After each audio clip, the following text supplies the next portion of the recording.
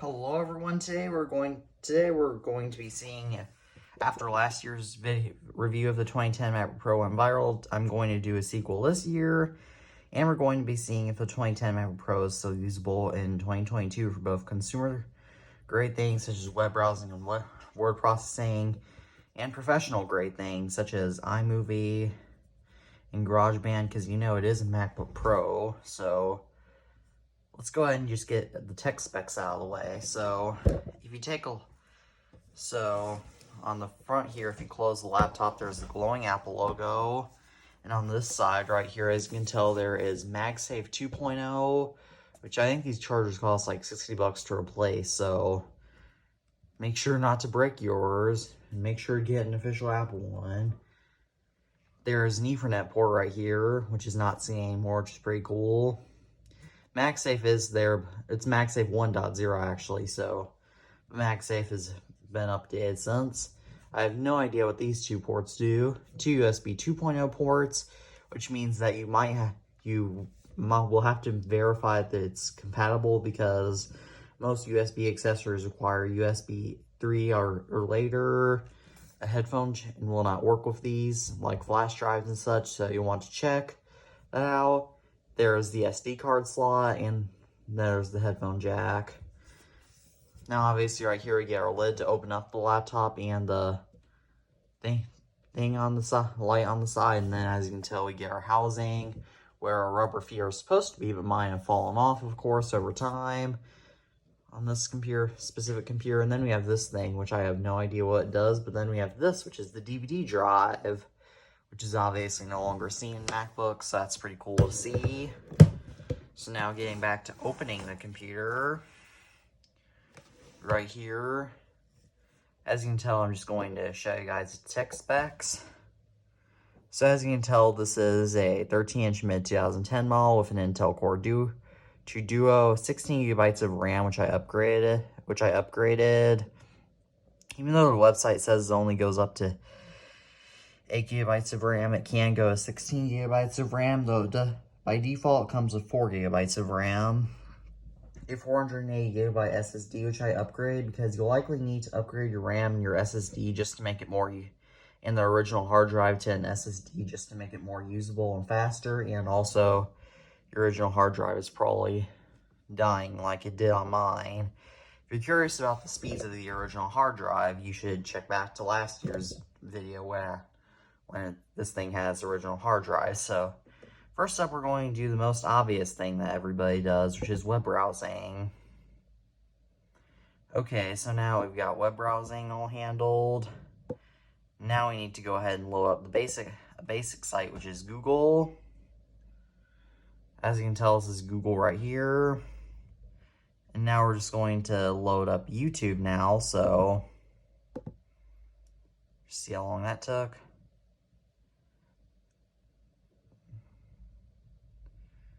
That was pretty reasonable. Not as fast as my MacBook Air, my 2014 MacBook Air, which is my main computer, but not bad. And if we just go to the iTunes fanboy, and let's just go to my latest YouTube video right here. And as you can tell, it's playing just fine. Now let's go ahead and try to play it in 1080p. Just see how well it does.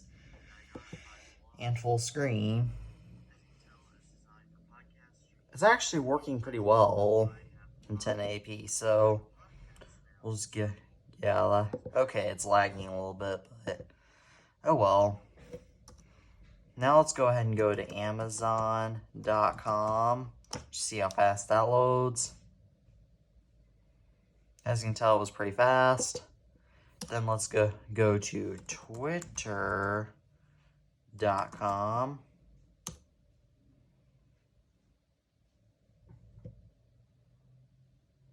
As you can tell, it did take some more time.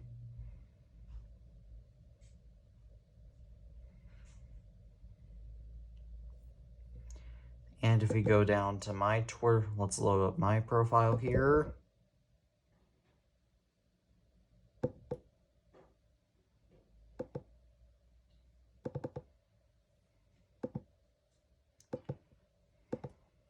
clicked the wrong button.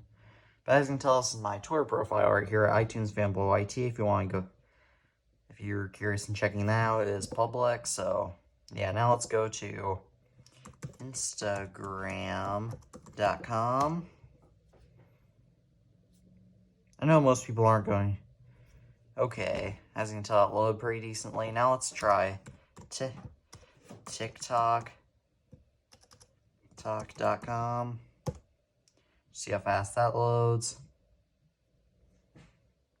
Okay, and as you can tell, it was pretty fast. Now let's try Facebook.com. I don't have TikTok or Facebook, by the way. I'm just loading up the sites. And yeah, so there we go. So now it's just basic web browsing. As you can tell, it was pretty decent. So now we're going to try Now we're going to go into how well you can work with this computer. So as you can tell, it has a web camera. So as you can tell, it does have a built-in webcam and mic, which are actually okay, meaning that you can do Zoom calls and such if you want. In fact, back in 6th grade, I used to use this thing all the time for Zoom calls for school. And you can obviously use FaceTime with this thing as well, but not group FaceTime nor can you get any new fancy FaceTime features because this thing only runs up to macOS High Sierra, and whilst you can patch it to macOS Mojave, Catalina, Big Sur, and I think Monterey too with Patcher, everything won't be entirely optimized. I'm running High Sierra, which is the last version, and so let's see how Pages runs. Create a document. Okay. Choose. Okay, and let's just go ahead and let's type in a regular document.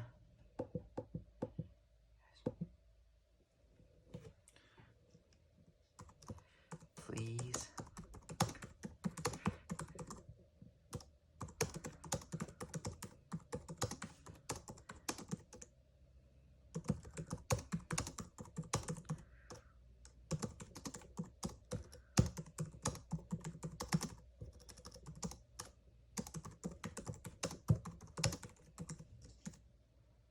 As you can tell, the typing was pretty smooth. This keyboard feels amazing. Like, it's even better than my ThinkPad's keyboard.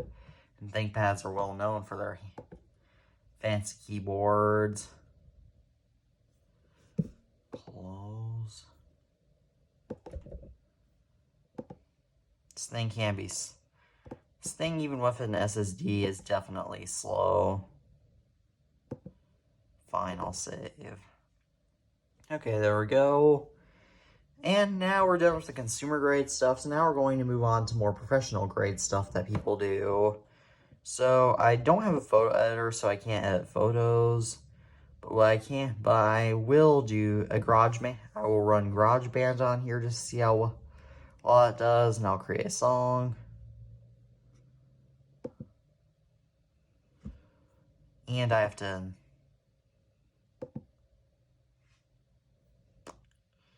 Well, I was going to review. Okay, there we go. Now we get your.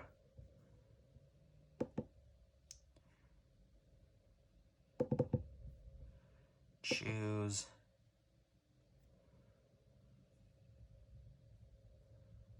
Create.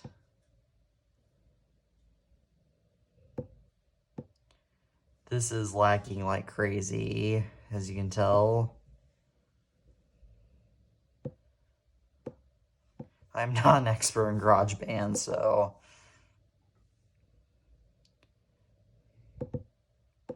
Let's go and let's just do the basic stuff.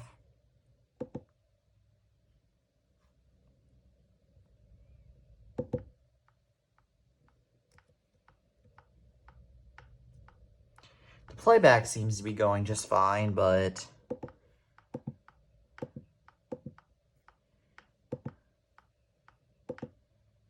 it is definitely slow. So yeah, definitely do not. So I wouldn't recommend this thing for GarageBand, but let's try a very, very complex application, iMovie. So if this app doesn't have anything else to download.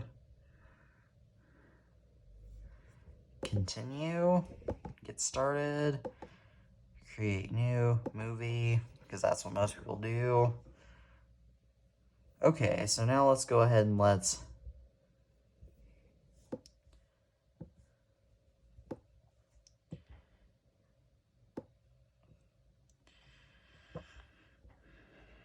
go ahead and let's put this movie in. Now let's get back.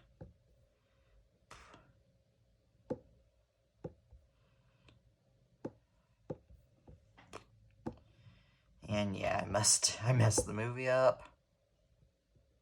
It seems to be working, so now let's just go ahead and play it.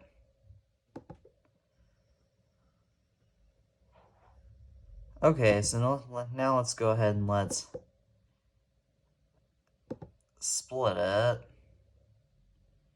And then let's go ahead and let's experiment with the tools such as speed, custom.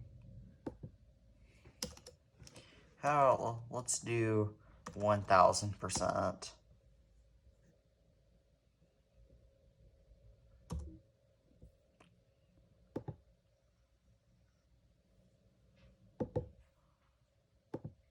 This is not how I edit my videos, by the way. I'm just doing this as a sample. And overall, it seems to be performing just fine. So, yeah, that is the end of this video. So now we're going to answer the big question.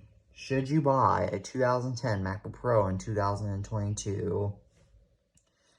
I would honestly say probably not, because probably not as a main computer, because they require a lot of maintenance.